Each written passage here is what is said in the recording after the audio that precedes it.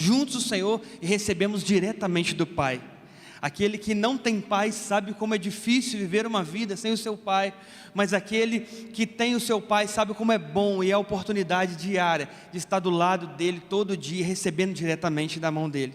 Muitos outros povos, muitas outras culturas precisam de alguém que avaliza essa ação de Deus, um homem que se intermedia entre o homem e Deus, mas nós somos a geração de filhos amados do Pai, que temos acesso diretamente a Ele, amém? Glória a Deus. Amados, sem mais delongas, quero te convidar para abrir a palavra de Deus no livro de Juízes, no capítulo de número 17, Juízes, no capítulo de número 17, a partir do versículo de número 1, Juízes 17, versículo 1, se você não trouxe sua Bíblia, será projetado, já está sendo projetado, aqui atrás da televisão, amém? Todos encontraram? Juízes, capítulo 17, a partir do verso de número 1, diz assim a palavra do Senhor, pode ficar sentado mesmo,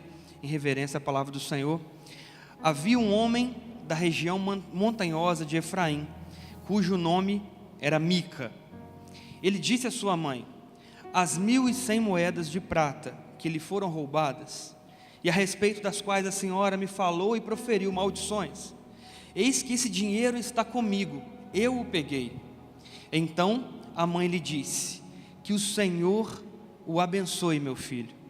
Assim ele devolveu as 1.100 moedas de prata à sua mãe, que disse: de minha parte dedico essa prata ao Senhor Deus, a favor de meu filho. Será usada para fazer uma imagem de escultura e uma de fundição. Por isso agora eu devolvo esta prata a você. Porém, o filho devolveu a prata à sua mãe, que pegou 200 moedas de prata e as deu a um ourives, o qual fez delas uma imagem de escultura e uma de fundição. E a imagem ficou na casa de Mica. E assim esse homem, Mica, veio a ter um santuário, fez uma estola sacerdotal, alguns ídolos do lar, e consagrou um de seus filhos para ser o sacerdote. Naqueles dias não havia rei em Israel, cada um fazia o que achava mais certo. Feche seus olhos, mas não feche a palavra de Deus. Vamos orar mais uma vez ao Senhor. Deus amado, Pai querido, aqui está a sua palavra, Deus, que foi lida neste momento. Pai, nós sabemos que é uma porção desta palavra, mas somente essa porção já serve, Senhor, para nos transformar, para nos edificar, Senhor, para nos ativar, Deus, e nos alinhar à sua vontade, Deus. Mas nesse momento, meu Pai, estarei pregando aquilo que o Senhor já pregou ao meu coração, e por isso, Senhor, eu afasto de mim todas as coisas que não te pertencem, Deus, e peço que o Senhor esteja me usando como ferramenta na sua presença, instrumento nas tuas mãos, Pai, que não seja eu, mas o seu Espírito através da minha vida, trazendo essa mensagem ao seu povo que está aqui, Pai, um povo escolhido, adquirido, guardado pelo seu sangue, Pai, em nome de Jesus. Fale aos nossos corações nesta manhã, em nome de Jesus, amém, graças a Deus. Amados, esse texto é muito interessante. Eu fico vendo que ele tem vários elementos que nós conhecemos muito bem. Nós temos ali a presença de altar, nós temos ali a presença da adoração, nós temos a presença de estola sacerdotal, né, as vestes do sacerdote, nós temos a presença de um sacerdote, todas essas coisas estampadas nesse texto. Mas o que nós vemos quando nós perguntamos, olha, se tem altar, se tem adoração, se tem sacerdote, se tem estola sacerdotal, o que é então? E claramente essas palavras dentro de uma frase admitiriam muito bem ali como sendo um local de adoração ao nosso Deus. Por outro lado, quando nós olhamos esse texto aqui, como nós lemos em Juízes, nós vemos que é exatamente o oposto. Existe sim um altar, existe sim uma estola sacerdotal, existe sim um sacerdote, mas este não é o templo de Deus em Siló. Muito pelo contrário, neste lugar a adoração que está acontecendo é uma adoração totalmente pagã e muito diferente da vontade de Deus, do Deus de Israel, do Deus Altíssimo. Quando nós colocamos esses elementos na mesma frase, nós temos uma facilidade de encontrar Deus.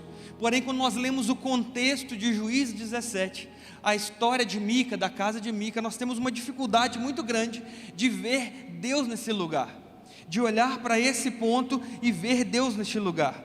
É como se nós abríssemos uma geladeira, especificamente congelador, encontrássemos lá um pote de sorvete, tem cara de sorvete, está congelado, mas quando você abre é feijão, né? Quem nunca teve essa triste experiência, não é? Principalmente os homens, né?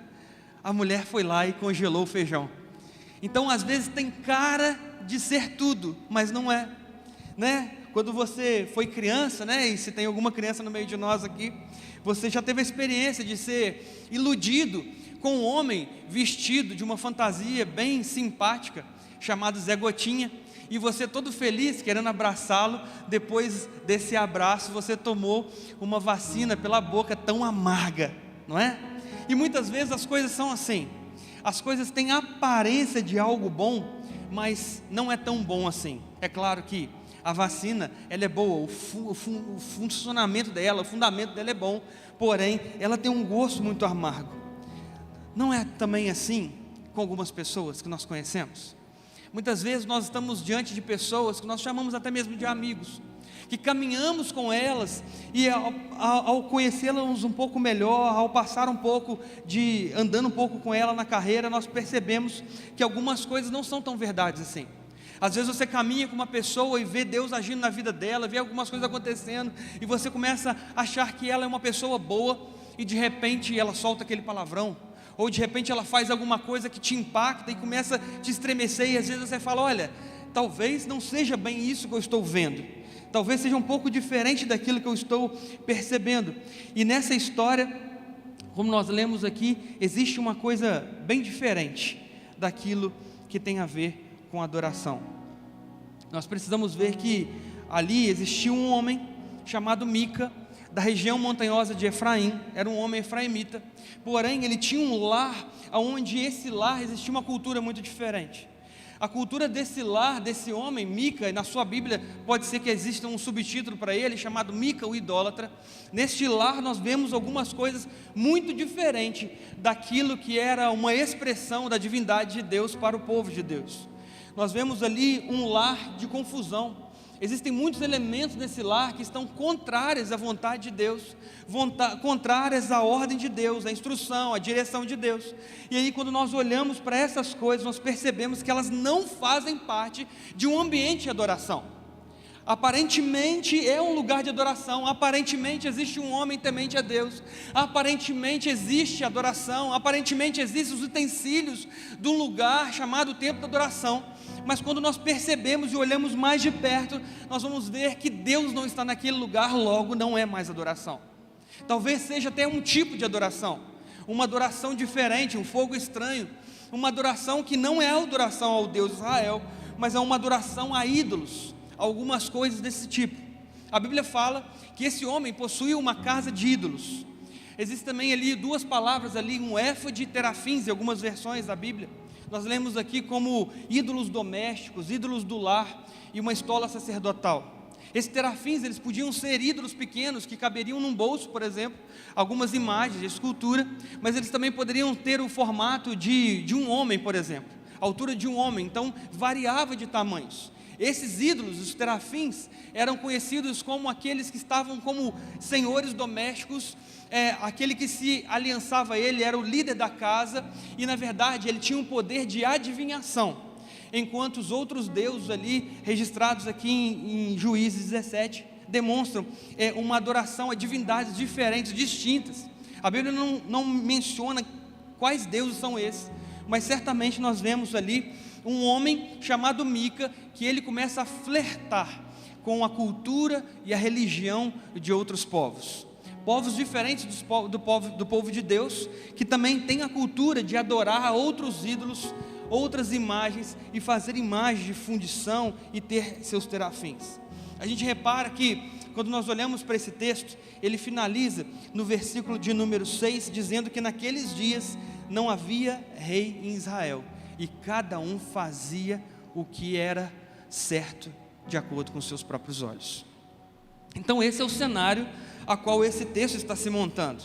Um cenário onde existia um povo, o povo de Deus, o povo de Israel, e eles estavam completamente apostatando da sua fé. É um tempo, na verdade, entre a lei e a monarquia, de aproximadamente 300 anos, onde o povo de Deus está caindo na apostasia e na idolatria a cada tempo. O povo está se perdendo, e eles vivem um ciclo, onde eles perecem na mão de algum povo inimigo. Eles clamam a Deus, Deus levanta um juiz, julga a causa desse povo, os liberta daquela opressão, e logo mais à frente eles esquecem de quem é Deus, e eles cometem novos pecados, e eles caem na mão de novos povos. Eles clamam a Deus, Deus levanta um novo juiz, e o ciclo vai se repetindo ao longo da trajetória. Lembrando que esse nunca foi o plano perfeito de Deus. Deus nunca teve um plano para que nós só recorramos a Deus nos momentos de angústia, nos momentos de opressão, nos momentos onde outros povos inimigos nossos, vêm nos oprimir. Não, o Senhor tem um plano para cada um de nós e para a sua igreja, de sermos realmente filhos e filhas desse Deus. O Senhor tem um plano para a vida da nossa igreja, desta igreja, da igreja de Cristo, de haver um relacionamento íntimo e constante com Ele em todo o tempo, e não somente quando as coisas apertam, não somente quando vem alguma cilada diante de nós. Nós estamos vivendo, amados, um tempo sim de apostasia. Esse texto remonta o que nós vivemos hoje em dia.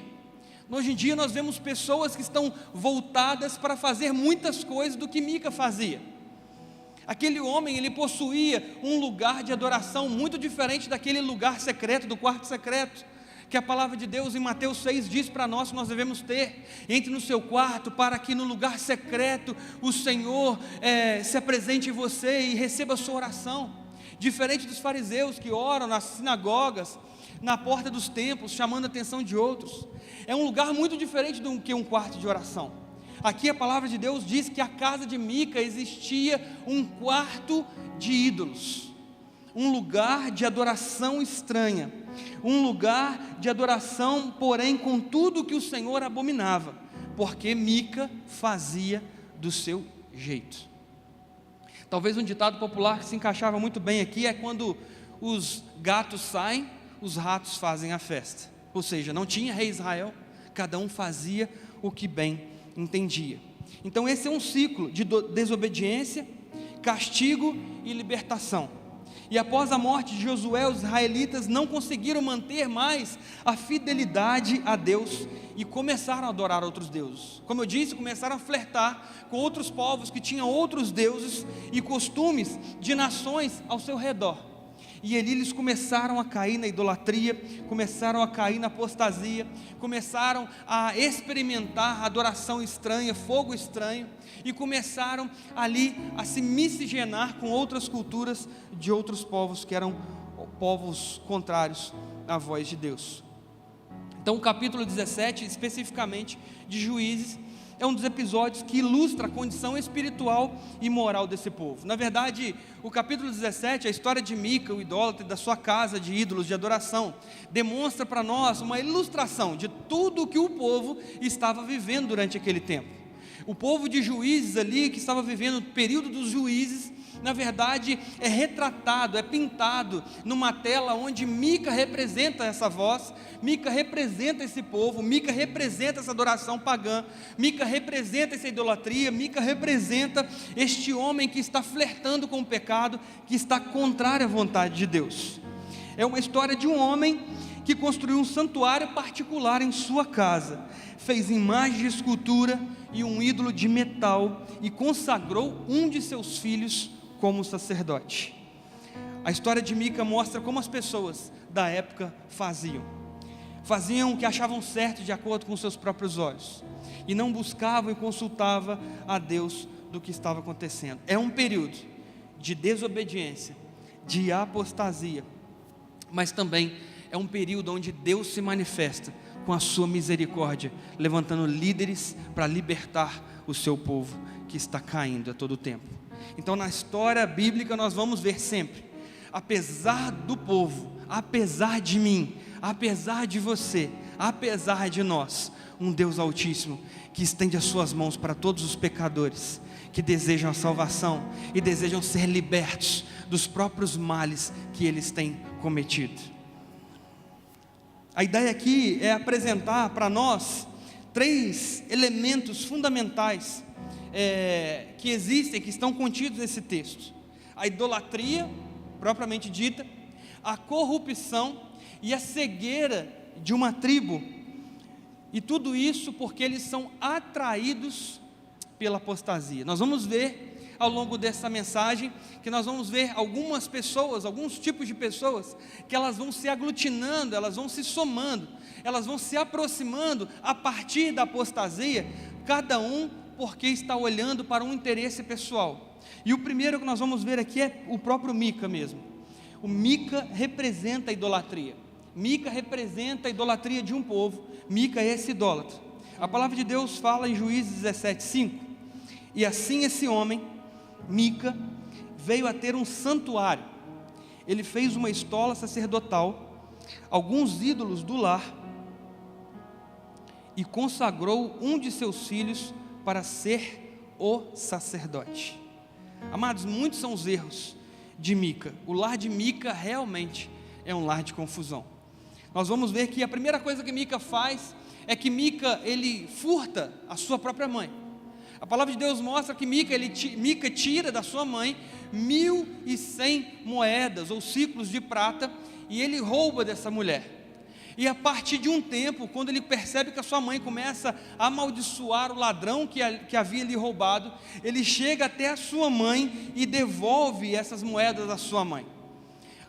Repare que a devolução das moedas da sua mãe não retrata um coração arrependido, não mostra, não remonta um homem que está arrependido das suas ações pecaminosas, mas muito pelo contrário, mostra um homem que está preocupado com a maldição que vai cair sobre os seus lombos.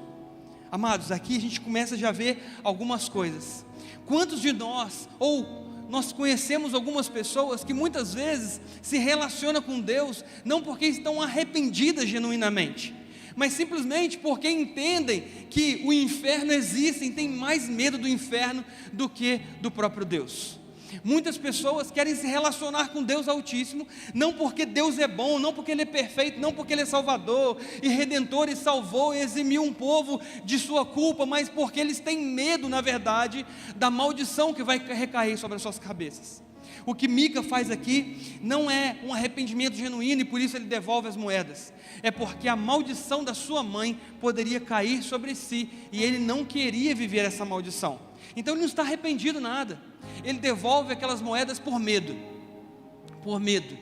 E quantas vezes nós não somos assim? Quantas vezes nós não fazemos coisas para Deus ou em nome de Deus porque nós temos medo da punição, porque nós temos medo de contrariar Deus, não porque nós amamos a Deus, mas porque nós temos medo do castigo. Muitas vezes nós não fazemos alguma coisa porque, dependendo do que nós façamos, nós não seremos escalados para o próximo mês para cumprir alguma atividade ministerial na igreja, e a Bíblia não está falando nada sobre isso. O Senhor está falando: olha, eu quero um povo, uma geração de filhos obedientes que buscam a minha face, que estão com o coração aberto para o relacionamento e não simplesmente focados em fazer a coisa certa para servir na minha obra. Eu ouvi uma pessoa uma vez, no ano passado, que me chamou muita atenção a fala dela, que eu estou trazendo isso para a minha vida, e a fala é o seguinte: amou ele tanto as coisas do Senhor, que esqueceu de amar o Senhor. Muitas vezes nós somos assim, nós amamos tanto as coisas do Senhor, amamos tanto o ministério, amamos tanto a obra do Senhor, amamos tanto a casa do Senhor, amamos tanto as ferramentas que o Senhor nos dá, que nós esquecemos simplesmente de amar aquele que é o Senhor da obra. Nós simplesmente esquecemos de amar aquele que merece toda a honra, toda a glória, todo o louvor, toda a majestade, todo o domínio pelos séculos dos séculos. E a casa de Mica e o lar de Mica e o próprio Mica representa este homem que está amando as coisas à sua volta, mas ele não se relaciona com Deus do jeito que Deus gostaria de se relacionar com ele. Mas o que ele faz na verdade não é por arrependimento, mas o que ele faz na verdade é por medo de uma maldição poder recair sobre as suas costas. Mica devolveu essas moedas à sua mãe com medo dessa maldição. Sua mãe amaldiçoava o ladrão, e naquele tempo você não podia reverter uma maldição, você não podia retirar uma maldição. Então o que sua mãe faz? Ao saber que aquele filho era o ladrão e devolveu as moedas, ela simplesmente em vez de repreendê-lo, ela elogia o seu filho, dizendo: glória a Deus pelo meu filho, glória a Deus porque o meu filho é um homem bom. E nós vamos ver ali uma mãe que vai colocar panos quentes num filho ladrão, num filho corrupto, num filho que está em desacordo à vontade de Deus. Mas quando eu olho para aquela mãe, eu percebo algumas coisas. Já que nós estamos no ano da filiação, nós podemos falar: será que Mica não aprendeu a ser assim com a sua própria mãe? Porque aquela mãe, ela vai também trazer o tom da sua casa.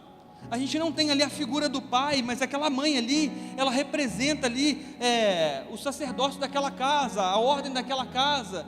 Ela representa ali uma figura de autoridade, e essa figura de autoridade está amaldiçoando alguém, que depois, mais tarde, ela vai descobrir que é o próprio filho. E quando ela descobre, em vez de ela repreender o próprio filho, ela o abençoa em nome de Deus, e ela faz algumas promessas ao Senhor. Amados, qual é o exemplo que nós temos dado para os nossos filhos? Talvez você não tenha filho, então qual o exemplo que nós temos dado para as pessoas que estão debaixo do nosso jugo, debaixo do nosso exemplo, das pessoas que estão esperando algo de nós para elas caminharem? Então essa mulher dedica a prata a Deus em favor de seu filho, como uma forma de barganhar o perdão de Deus. E aqui nós deixamos muito claro, a Bíblia deixa muito clara, como era de costume algumas pessoas quererem fazer uma troca com Deus, uma troca pelo perdão, pela misericórdia, pela graça de Deus. Aquela mulher ofereceu as 1.100 moedas em troca do perdão de Deus. Na verdade ela já tinha perdido mesmo, mas agora que ela descobre que está com o seu filho, para que aquela maldição não recaia sobre o seu filho, porque mais importante é o seu filho do que o que Deus está vendo sobre aquele lar. Para aquela mulher, ela promete dar as 1.100 moedas de prata a Deus, ofertar essas moedas. Ela entrega para seu filho devolve a ela, e ela pega da promessa de 1.100 moedas, 200, e ela entrega para um ourives, para que esse ourives faça uma imagem de escultura e uma de fundição. Então a gente percebe uma confusão inteira. A gente percebe ali que não existe o sacerdócio do lar de verdade. Aonde está o pai de Mica? Nós não vemos isso. Nós percebemos que a autoridade ali na casa é dividida entre o que Mica quer fazer e a voz da sua mãe, que também é idólatra com ele. Aquela mulher também, ela demonstra também, remonta o cenário onde aquela mãe desenha simplesmente essa idolatria, porque ela vai barganhar com Deus em troca do perdão de Deus. Existe ali uma dificuldade ali no caráter daquela mulher. Então ela investe somente 200 moedas das 1.100 prometidas. Mica tinha um santuário na sua casa, tinha um quarto de idolatria na sua casa, muito diferente de um quarto de oração. Agora, interessante é o que a palavra Mica significa. Mica não tem um significado muito bem apurado. Algumas pessoas alguns estudiosos têm alguma dificuldade em trazer exatamente o significado do nome Mica, porém uma grande maioria assume que Mica significa aquele que é semelhante a Deus. Mica significa aquele que é semelhante a Deus. Agora repara, o que Mica faz não tem nada a ver com a ação de Deus. Agora a pergunta que eu faço é: será que Mica sabia que o seu nome significava que era semelhante a Deus e começou a achar que era também um próprio Deus? Será que Mica não era o seu próprio Deus? Será que assim como Mica tinha o seu quarto de adoração, o seu lugar, o seu santuário de idolatria, ele fazia as coisas do seu jeito? Será que ele não se sentia como algum Deus, um semideus? Será que esse homem que estava ali sabia que ele não era Deus, mas será que ele imaginava que ele era? Sabe, durante esse sermão, eu estava projetando esse sermão, eu comecei a fazer essa pergunta para mim: poxa, será que um homem que tinha um nome semelhante a Deus, será que ele não se sentia um pouco como Deus? Porque Deus pode fazer qualquer coisa, Deus pode fazer todas as coisas. E será que ele não começou a se sentir um pouco Deus e começou a querer fazer coisas do seu jeito? Será que, amados, nós muitas vezes não somos como esse Mica? Não somos como este homem e dizemos amar a Deus, dizemos ser fiéis a Ele, mas lá no fundo do nosso coração, bem lá no fundo, nós temos um lugarzinho secreto que Deus não pode chegar lá, porque lá existe um quartinho muito bagunçado e que só eu posso ter acesso. Será que nós não somos um pouquinho como Mica, que lá no fundo do nosso coração nós não temos um quartinho de idolatria que Deus não pode chegar? Será que quando nós entregamos a nossa vida para Jesus, será que nós dissemos assim: Senhor, eu entrego a minha vida por total, por inteiro nas suas mãos, receba o meu coração, Senhor, mas existe um lugar que eu não quero que o Senhor coloque a mão, Pai, porque esse lugar é um lugar que eu tenho vergonha que o Senhor entre, mas eu preciso entrar, porque algumas coisas eu preciso fazer lá, eu não posso abrir mão disso, daquilo outro. Amados, muitas vezes nós somos assim, muitas vezes nós entregamos a nossa vida para Jesus, mas nós temos áreas da nossa vida que ainda precisam ser convertidas, e muitas dessas áreas nós sabemos que precisa ser convertida, mas nós fazemos questão de visitá-las, muitas vezes até mesmo cotidianamente, sabe? A gente olha para Mica, a gente percebe a figura de um homem idólatra, mas quando a gente olha para nós também precisamos rever os nossos pensamentos, rever os nossos conceitos, rever os nossos princípios, para saber se os nossos princípios estão aliados e alinhados à vontade de Deus. Porque senão a gente acredita que idolatria é somente ter uma imagem de escultura na nossa estante, e não é verdade. Idolatria é tudo aquilo que tira Deus do centro, idolatria é tudo aquilo que tira Deus do trono, idolatria é tudo aquilo que tira Deus do altar e substitui Deus com outras coisas. Talvez idolatria pode ser o amor excessivo ao seu esposo, à sua esposa, aos seus filhos, talvez um carro que você tenha, talvez uma casa, talvez posses, talvez sua carreira possa ser motivo da sua idolatria. Tudo aquilo que está no lugar de Deus, não sendo Deus, é idolatria. Então quando a gente olha para Mica, a gente percebe que aquele homem tinha realmente um local físico de idolatria, um quarto físico, material de idolatria, e quando a gente olha para isso a gente fala: ai, graças a Deus, eu não tenho esse quarto na minha casa. Graças a Deus, eu me converti ao Senhor, e a partir da vez que eu me converti, eu joguei todas as coisas fora, eu abri mão dessas coisas que eu tinha, aqueles patuás, aquelas imagens, aquelas fitinhas, eu joguei tudo fora, graças a Deus. E graças a Deus mesmo por isso. Porém, a idolatria não está contida em apenas objetos, coisas materiais. Muitas vezes ela é mais sutil do que a gente percebe. Muitas vezes ela está relacionada a alguém, a um cargo, a um status, a um poder. Mas hoje em dia o que mais conta, mais do que dinheiro no banco, é quantos seguidores você tem. Quantos seguidores nós temos, quantas pessoas nos seguem, não é? Isso é mais importante do que dinheiro no banco, e uma coisa está até relacionada à outra, sabe? Se a sua conta no Instagram é mais importante do que Deus, eu te dou uma orientação: vai lá e bloqueia, exclui, apaga. Sabe, se o seu amor à sua esposa ou o seu esposo é motivo de te afastar da presença de Deus, diminua e coloque as coisas no lugar. O esposo é importante, a esposa é importante, sim, nós temos que lutar pelos nossos casamentos, mas Deus está em primeiro lugar, porque se Deus não guardar a nossa casa, em vão nós guardamos. Se Deus não for o centro da nossa adoração, amados, não existe nenhum tipo de adoração estranha ou pagã que nós possamos fazer para sermos abençoados. Nossa vida será uma vida de mentira, uma vida de idolatria, uma vida de falsidade, uma vida de desconsolo, de desesperança.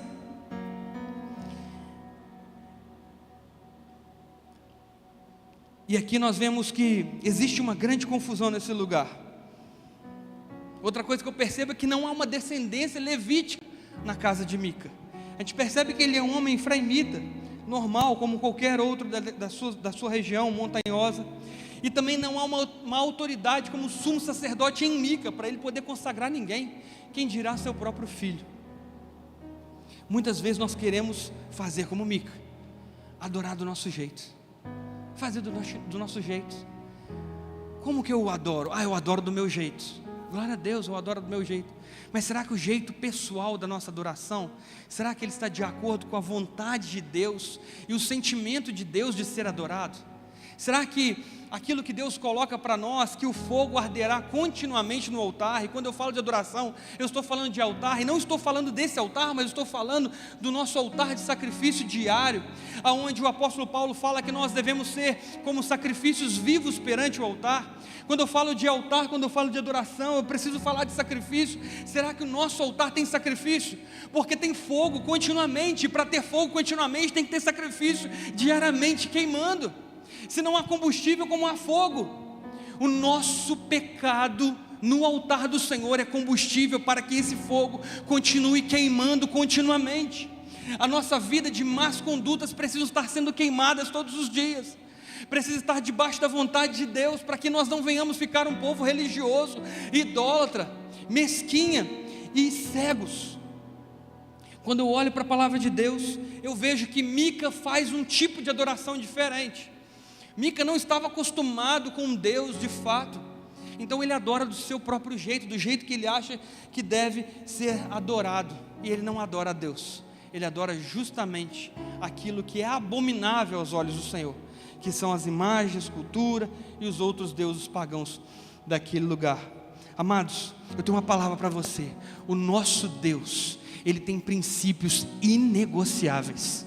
O nosso Deus, Ele tem regras, Ele tem princípios, e os princípios dEle não podem ser negociados, porque Deus, Ele tem a sua essência na adoração, e a essência de Deus é de um Deus que não divide a glória dEle com ninguém. Se nós estamos adorando algo ou alguém que não é Deus, hoje nós precisamos revisitar os nossos conceitos. Amados, o que adianta a gente viver um ano novo fazendo e tendo atitudes velhas? O que adianta nós celebrarmos um tempo novo de filiação, se muitas vezes nós entramos no ano como órfãos? Porque o órfão é aquele que tem, muitas vezes o órfão é aquele que tem pai vivo, mas não visita a casa do pai. Ou às vezes entende que visitar a casa do pai é simplesmente vir num culto de domingo, de terça, de domingo à noite, ou em outras igrejas. Não, adoração não tem a ver com isso. Isso chama congregar, mas adoração de verdade é no seu lugar secreto, é com o seu coração verdadeiro, disposto a ser trabalhado, ser transformado na presença de Deus, para que Deus venha remoldar esse pensamento, remoldar o nosso coração, transformar a nossa história, nos levar para um lugar de fidelidade na presença dEle, porque os valores e princípios de Deus são valores inegociáveis. Então o primeiro ponto é Mica, que representa a idolatria. Mas o segundo ponto é o levita, chamado Jonatas. Esse Jonatas é o levita corrupto. Então, a primeiro momento a gente vai ver um homem que representa a idolatria. Agora nós vamos ver um levita que representa a corrupção. Em Juízes 17, versículo 10, que nós não lemos no início dessa mensagem, diz: então Mica disse: fique comigo como meu conselheiro e sacerdote, eu lhe darei 10 moedas de prata por ano, a roupa e o sustento. E o levita entrou. Aleluia.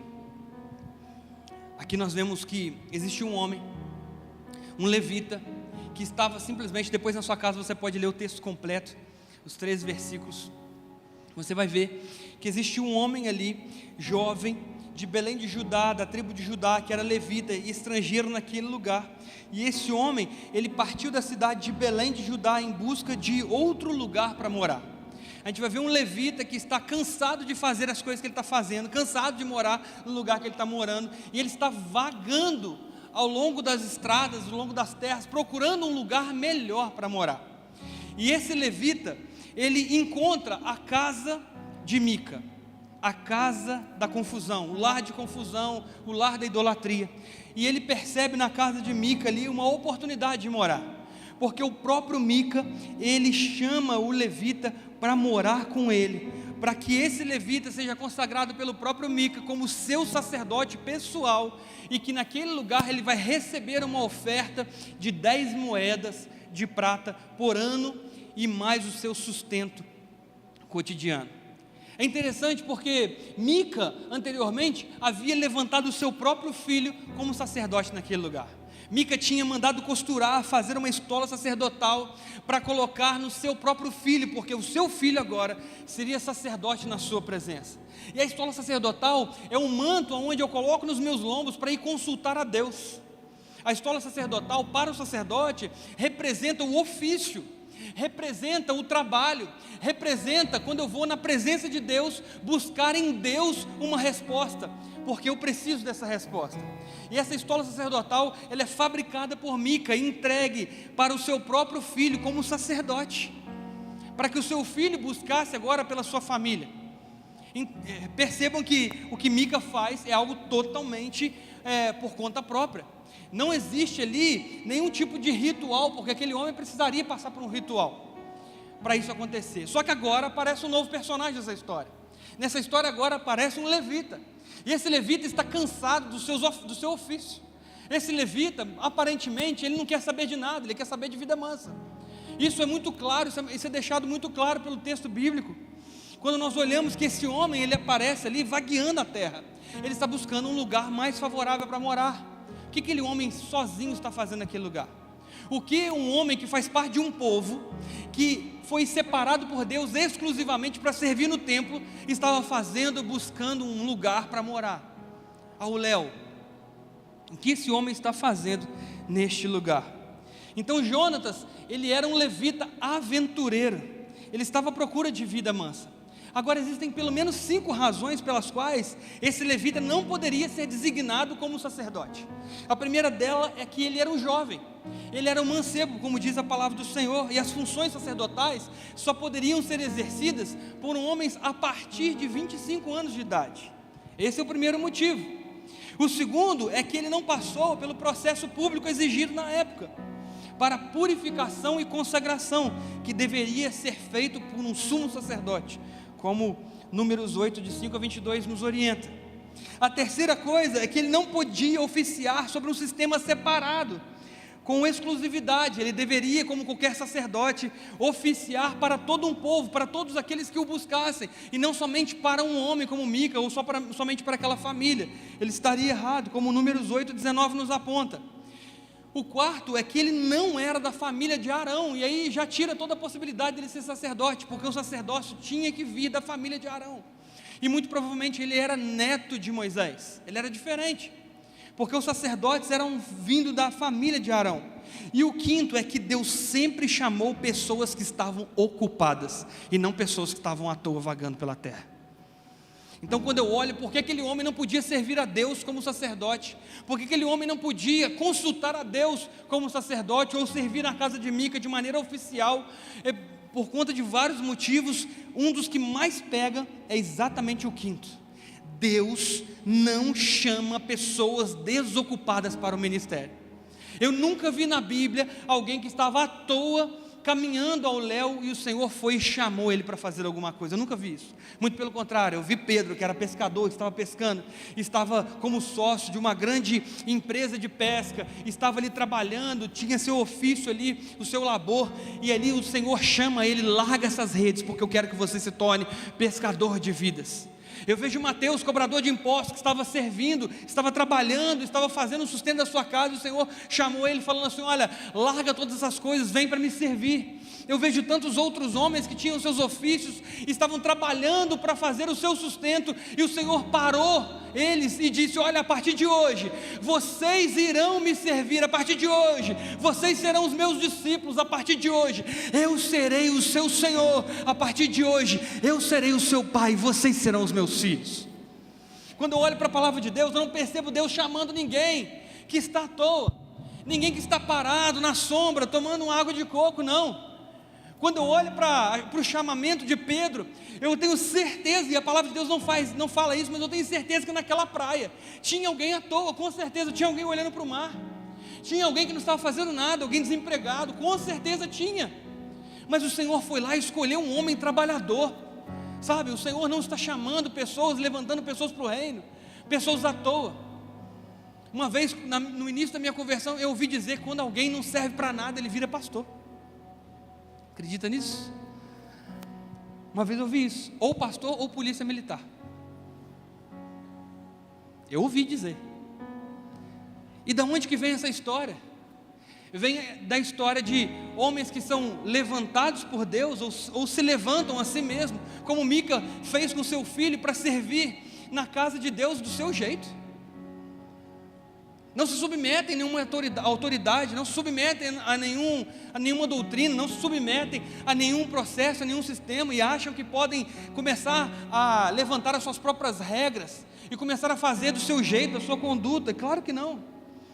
Aí a pergunta que fica: como um levita atuante no templo poderia estar vagando, procurando um outro lugar para morar? Sabe o que acontece, amados? Aquele homem, ele aceitou o trabalho por dinheiro. Essa é a verdade. Aquele homem abriu seus olhos porque Mica ofereceu para ele um sustento. Mica ofereceu casa, comida e roupa lavada e um salário no bolso, simplesmente para que esse homem agora pudesse ser o seu personal sacerdote, o seu sacerdote pessoal. Então ele aceitou ser um sacerdote particular de Mica, sem se preocupar em ser da família de Arão. Que é isso? Claro que não. Sem se preocupar se havia um ritual verdadeiro com o sumo sacerdote o consagrando. Claro que não. Na verdade, a única coisa que encheu os seus olhos foi a mordomia e as 10 moedas de prata por ano naquele lugar. Agora, quando nós olhamos para o verso 13, nós vemos ver que a crença de que Deus faria o bem para Mica estava em ter em casa um levita consagrado como sacerdote. Quando nós olhamos para o versículo 13, diz assim: então Mica disse: agora sei que o Senhor me fará bem, porque tem um levita como sacerdote. E a pergunta que eu faço é: por que esse sentimento só veio agora? Será que quando ele consagrou o próprio filho como sacerdote, esse sentimento não havia vindo? Será que quando ele consagrou o seu próprio filho como sacerdote, será que ele não pensou assim: agora o Senhor vai me fazer bem, porque o meu filho agora é sacerdote do Senhor? O que será que aconteceu? Será que quando nós olhamos para o texto e vemos que o que Mica está dizendo no verso 13, será que era: olha, quando eu consagrei o meu filho, ele era sacerdote, mas ele era mais ou menos e tal, e agora sim, agora eu tenho um sacerdote legítimo, e nem era legítimo que nada? Sabe, amados, nós devemos olhar, observar e prestar muita atenção em quem nós elegemos na nossa vida como alguém de Deus para nós. Sabe, muitas vezes nós estamos passando por momentos dificultosos que nós precisamos de uma amizade verdadeira, nós precisamos de um amigo de verdade, um homem, uma mulher de Deus em nossa vida para nos ajudar, para nos consultar a Deus, por interceder por nós. Mas nós devemos ter muito cuidado, muita cautela em eleger alguém para ter esse papel na nossa vida, na nossa casa, alguém que frequenta a nossa casa, que senta na nossa mesa e fala de Deus para nós. Não pode ser qualquer um, nós devemos escolher a dedo quem vai sentar e falar de Deus para nós. Tem que ser no mínimo alguém que tem mais acesso a Deus do que eu, no mínimo. Não pode ser alguém que não tem acesso a Deus para falar de Deus para mim, sabe? Não pode ser alguém que não tem uma vida com Deus para falar de Deus. Não pode ser alguém que tem um casamento destruído para falar sobre casamento. Não pode ser alguém que tem uma empresa falida para falar sobre finanças. Não pode. Tem que ser alguém com autoridade legitimada. Quando eu olho para a palavra de Deus, eu percebo que o filho de Mica não é esse sacerdote que tem autoridade legitimada, e muito menos esse levita que estava ali vagando pela terra, que não tinha descendência araônica, que não era um jovem com mais de 25 anos, que não tinha sido consagrado pelo sumo sacerdote, estava desempenhando funções sacerdotais de consulta a Deus, pelo próprio interesse em ganhar alguma coisa em troca. Então não tinha intimidade com Deus. Amado, se não tem intimidade com Deus, não vai morar na minha casa. Se não tem intimidade com Deus para falar de Deus para mim, não pode visitar o meu ciclo de amizades. Eu posso conviver, a gente pode sair, a gente pode lanchar, mas não fala no meu coração. Não fala no meu coração. Nós temos que ser criteriosos para saber quem fala no nosso coração, quem é homem e mulher de Deus de verdade para falar no nosso coração, estremecer as nossas estruturas, quando nos chama a atenção, nos repreende com coisas erradas que nós estamos fazendo. Nós precisamos eleger esses homens, eleger essas mulheres como homens e mulheres de Deus para nós. Aí é até estranho, porque quando a gente olha para esse texto, depois que esse levita aparece na casa de Mica, a pergunta que fica é: cadê o filho de Mica? Cadê o sacerdote consagrado pelo pai? Onde ele está? A Bíblia não fala mais nada dele. A sensação que eu tenho, e é só sensação, achismo meu, tá? É que quando chega o levita em casa, ele olha, Mica olha para aquele levita, descobre que ele é um levita verdadeiro, de descendência levítica. Ele olha para aquele homem e fala: peraí, só um minutinho. Vai lá a sensação que eu tenho, tá? Não estou falando que a Bíblia diz isso não. Então vai falar que eu estou falando heresia. A sensação que eu tenho é que ele vai lá no seu filho, arranca a capa dele e fala assim: dá licença, empresta essa estola aqui, entrega pro levita. Você não tem essa impressão também, quando você lê esse texto? A sensação que ele vai lá e tira os poderes. Olha, tudo bem, te consagrei, mas era café com leite. Agora vou entregar para alguém que sabe usar esse negócio aqui. Essa é a sensação que eu tenho. Porque não ia ter 2 sacerdotes para 2 pessoas na casa. Era demais, não é? E um ia brigar com o outro ali dentro da própria casa. Então a pergunta que fica: onde está o filho consagrado de Mica? Então esse é o segundo ponto, onde nós olhamos aqui para esse personagem, o levita Jonatas, que na verdade é só um corrupto. É um homem que se corrompeu muito antes de ser consagrado a sacerdote. É um homem que se corrompeu quando ele decidiu sair do lugar que o Senhor chamou ele para estar, para procurar uma vida boa, uma vida mansa em outro lugar. Esse homem representa a corrupção. E a ideia do tema dessa mensagem é que eles são atraídos pela mesma apostasia. Você vê um homem chamado Mica, que representa a idolatria por conta que não havia rei Israel, cada um fazia o que bem era certo aos seus olhos. Esse homem, ele estabelece a idolatria na sua casa, porque ele está olhando para outros povos. Agora você percebe que existe um aglutinado com ele, que é um homem, um levita, chamado Jonatas, que vem da tribo de Levi, e ele vem de Judá para procurar um lugar melhor para morar, e agora ele aceita tudo o que Mica o oferece por dinheiro. Ele é um corrupto. E o terceiro e último ponto é Dan, a tribo que está cega. Então nós temos aí, para fechar essa receita do pior, uma tribo, a tribo chamada tribo de Dan, que estava cega, estava perdida, estava sem direção, não tinha direção clara de Deus, e vai precisar consultar a Deus.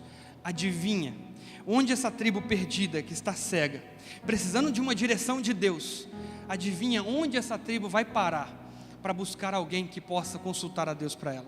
Adivinha, chuta, aonde essa tribo vai parar procurando uma direção clara de Deus? É claro, se você pensou na casa de Mica, esse é o lugar, porque lá existe um sacerdote que está simplesmente com poucas tarefas, e ele pode consultar a Deus.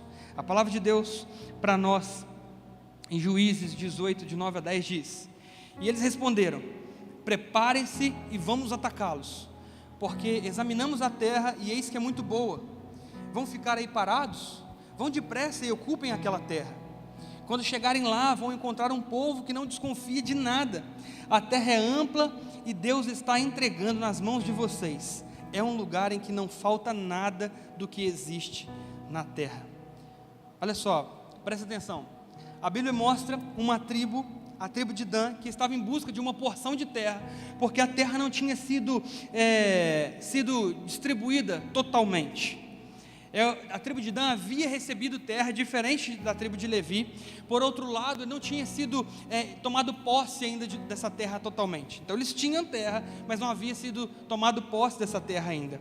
Nós percebemos também que a atitude dessa tribo só demonstra a falta de paciência, porque se eles tinham uma terra e não havia sido tomado posse dessa terra ainda, não quer dizer que eles não tinham terra, que eles tinham que guerrear através de terra. Quando Moisés separou as 12 tribos, as 12 terras, as porções de terra, através da orientação de Deus, a única tribo que não receberia terra seria a tribo de Levi, porque os levitas eram uma tribo que estava encarregada da casa do Senhor. A palavra de Deus fala que todo mundo recebeu herança, as 12 tribos receberam herança, porém a tribo de Levi, a sua herança era o Senhor. Essa que era a tribo que não recebeu herança, que não recebeu terra, porção de terra. Apesar do que, os lugares que eles moravam depois foram contabilizados como 48 cidades, repartidas as cidades das tribos que receberam terras, para que eles pudessem morar enquanto não estivessem no ofício, no templo em Siló.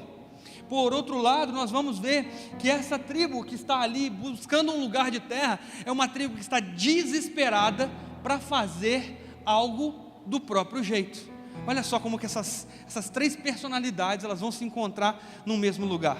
A gente tem Mica, que vai escolher como faz a adoração, como a adoração é feita do seu próprio jeito. Ele escolhe quem adora, quem é sacerdote, quem vai fazer o manto é ele mesmo, ele que faz o manto, ele estabelece, e ele muda a doutrina, ele coloca Deus para dentro de casa, terafins, éfode, ele faz do jeito que ele quiser. Esse é o idólatra. Aí a gente também vê um levita que cansou de fazer seu trabalho no templo. Ele cansou de atuar, ele quer fazer do seu jeito, ele quer buscar um lugar melhor para morar, ele não quer mais servir, ele é mais jovem do que 25 anos, ele é um jovem perdido também, e ele vai encontrar guarida justamente na casa de Mica. E por outro lado, nós temos uma tribo perdida, uma tribo que não sabe esperar, impaciente, guerreira, uma tribo que quer fazer as coisas pelas próprias forças, pelas forças dos seus próprios braços, e essa tribo agora, ela está totalmente perdida, e ela vai buscar um lugar para estar absorvendo como parte da sua herança. E quando aquela tribo ela está caminhando para ver algumas terras, para vistoriar algumas terras, a gente vê que Dan envia 5 espias para investigar a terra. E a tribo de Dan, quando envia esses 5 espias, eles vão investigar a terra, eles têm que passar pelas montanhas de Efraim, e eles passam justamente na casa de Mica. Chegando lá, esses 5 espias, eles reconhecem a voz daquele levita. A Bíblia diz que eles reconhecem a voz daquele levita e perguntam para aquele levita: o que você está fazendo aí? Você pode ler na sua Bíblia depois. Quando eu olho para esse texto, eu percebo que até mesmo aqueles que estavam perdidos sabia que o levita estava mais perdido que eles. O que você está fazendo nesse lugar? É como se ele estivesse perguntando: você não deveria estar no templo em Siló? Você não deveria estar adorando ao Senhor, cuidando das coisas dele? O que você está fazendo aí? Aquele homem fala: olha, eu encontrei este homem aqui e ele me contratou como seu sacerdote. Está escrito isso na sua Bíblia. Ele me contratou como sacerdote do lar.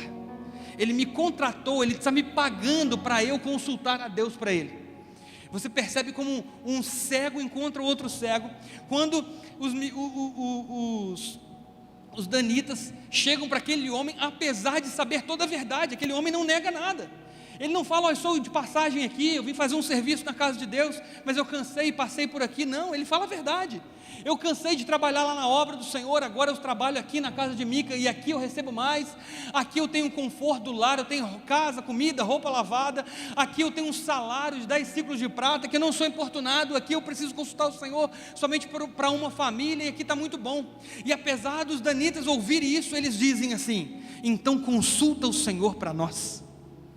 Então consulta o Senhor para nós. Então consulta o Senhor para nós é a fala de um cego, quando está diante de outro cego, que sabe que estão fazendo algo errado. Consulta o Senhor para nós. Imagina se eu pergunto: o que você está fazendo aqui perdido? Se eu conheço a legislação do meu tempo, se eu sei que aquele homem não pode ser um sacerdote, se eu sei que a linhagem dele não é arônica, se eu sei de milhares de coisas que está errado, como que eu acredito no sacerdócio daquele homem e falo: consulte ao Senhor para nós? E rapidamente aquele homem, ele chega e fala: olha, aquilo que vocês estão pretendendo fazer, pode ir, porque o Senhor está com vocês. Se você tiver curiosidade, depois de no capítulo 18, ler sobre a parte que os danitas entram nessa história, você vai ver que quando eles pedem para que aquele jovem consulte ao Senhor para ele, você não percebe, a Bíblia não deixa claro, não deixa nítido isso, que aquele homem gastou um tempo consultando ao Senhor. Você não consegue enxergar, eu tenho dificuldade de enxergar, e se você conseguir, você me mostra, por favor, daquele homem saindo daquele lugar e falando: espera um pouquinho que eu vou lá adorar o Senhor, eu vou lá sacrificar alguma coisa ao Senhor, eu vou lá consultar o Senhor. Não parece isso, muito pelo contrário, a resposta é prematura, a resposta é irresponsável, como aquele jovem é. A resposta é: pode ir, porque o Senhor está com vocês. Rapidamente, E pior do que receber essa resposta é acreditar nela, porque os danitas, eles saem daquele lugar e voltam para o seu povo e dizem assim: olha, nós fomos lá e vimos a terra, e a terra que eles viram não é a terra onde Mica está morando, na verdade é uma terra mais à frente, chamada Laís, e eles falam assim: olha, pode ir, porque essa terra é tranquila, porque lá eles estão despreparados, eles não estão preparando ataques de nada, é um povo amistoso, eles têm tudo naquela terra, eles não estão preocupados com nada, podemos ir, vocês vão ficar aí parados, o texto que nós lemos, vocês vão ficar aí parados? Levante, porque essa terra o Senhor já deu para nós em nosso favor. Sabe o que eu percebo também? Sabe o que significa a palavra Dan? Significa aquele que julga, ou juiz. É diferente de Daniel, que significa o Senhor é o meu juiz. Dan é aquele que julga, Dan é o próprio juiz. Sabe o que eu percebo? Quando não existe um juiz na terra, o povo julga por si mesmo. Quando não existe alguém para determinar nada, o povo começa a fazer do seu próprio jeito, o povo fica perdido por si mesmo.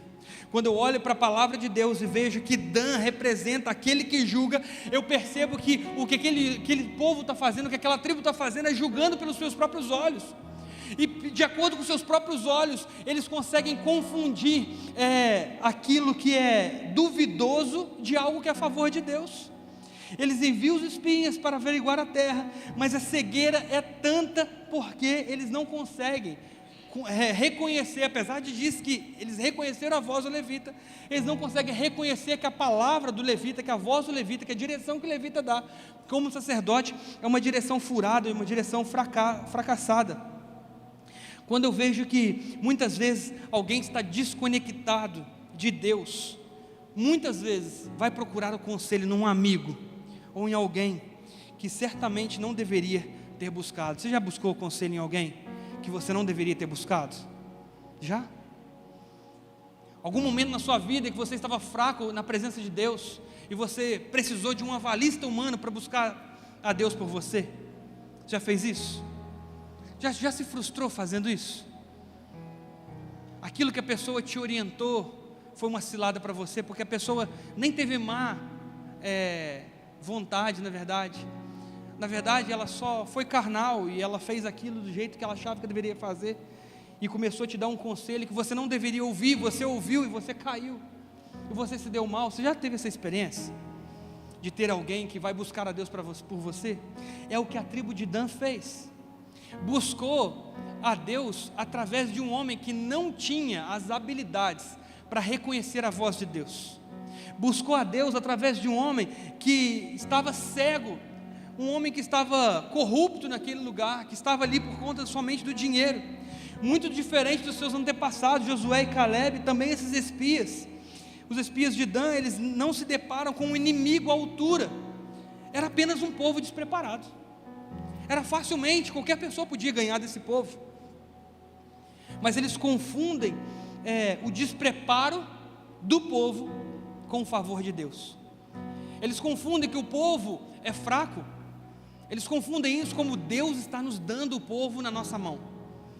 E eles saqueiam aquela cidade chamada Laís, eles matam a todas as pessoas no fio da espada, eles queimam a cidade e eles habitam naquele lugar. Só que quando eles vão fazer isso, quando eles vão fazer essa ação, 600 homens da tribo de Dan, encarregados de cumprir essa missão, e eles passam pela casa de Mica novamente, e nesse lugar, quando aqueles 5 espias reconhecem a casa de Mica, eles param com 600 homens na porta da casa. A primeira coisa que eles fazem é abrir a porta da casa e entrar na casa sem pedir.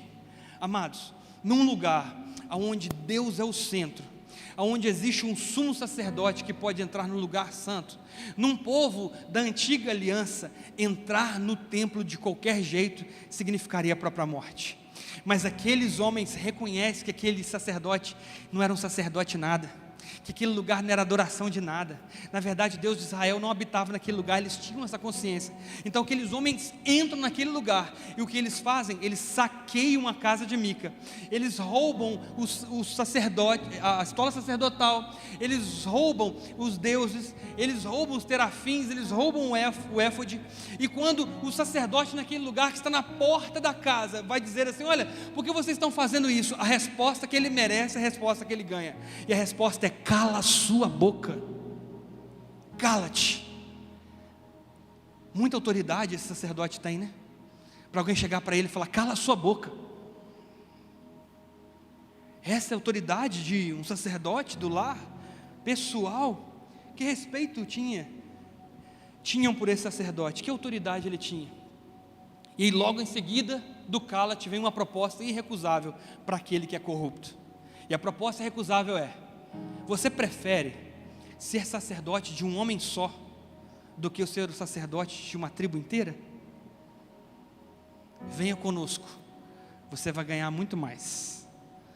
A Bíblia diz que aquele homem se alegra, e ele se incumbe de pegar a estola sacerdotal, de pegar os deuses, de pegar os ídolos do lar, e pegar todas as coisas e embrenhar no meio da multidão para a terra de Lais.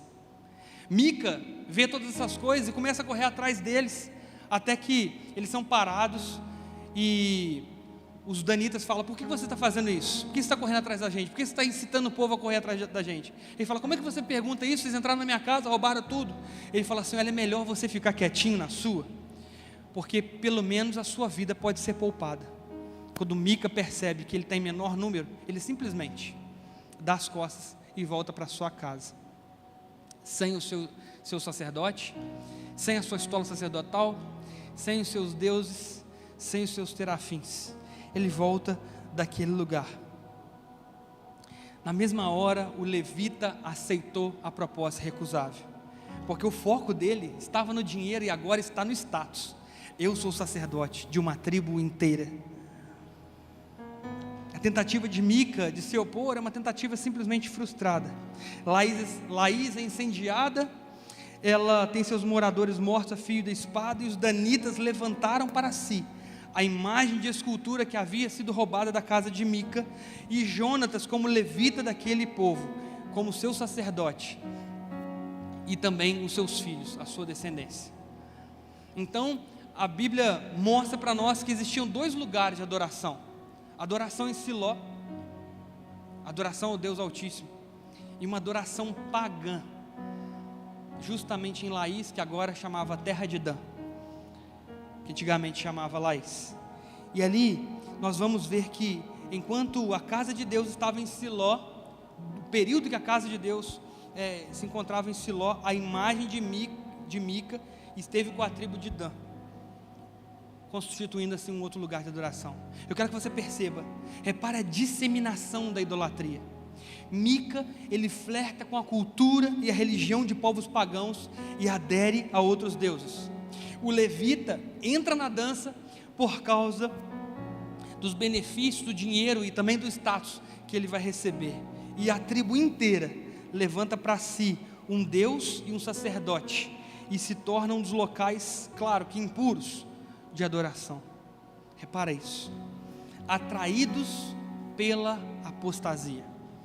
Os três são atraídos pela apostasia. Essa é uma história muito triste, mas ela desenha um quadro de um povo que está vivendo sem o Deus de Israel, um povo que não tem autoridade, que não se submete, um povo que está com os olhos fechados, estão cegos, estão focados somente no seu próprio prazer, na sua vontade, um povo que está focado no dinheiro, no status, na idolatria, no fazer o seu bem querer, um povo impaciente, que não tem paciência de esperar a porção de terra quando o Senhor vai dar, não tem paciência, não tem esperança. Esse povo é um povo que está caminhando em desacordo à vontade de Deus. Então que essa mensagem seja uma mensagem que penetre no nosso coração, não para a gente seguir os passos de Mica, não para que nós venhamos seguir os passos da mãe de Mica, muito menos seguir os passos daquele levita que se tornou sacerdote, e nem daquela tribo de Dan. Que nós venhamos ser um povo que espera em Deus, diferente dos danitas. Que nós venhamos ser um povo que adora a Deus, diferente de Mica. Que nós venhamos ser um povo que busca o Senhor no secreto, mas não constrói no nosso coração um lugar que Deus não pode habitar, que Deus não pode chegar, porque lá é um lugar de idolatria e de outros deuses. Que nós venhamos ser homens e mulheres diferentes, que vamos servir na casa de Deus como levitas, mas sem querer nada em troca, simplesmente porque Deus é fiel, e Deus é bom, e Ele é Pai, e Ele é soberano. Amém, igreja? Se coloque de pé no seu lugar, vamos orar ao Senhor nesta manhã. Feche seus olhos. Quando tudo na nossa vida não há Deus,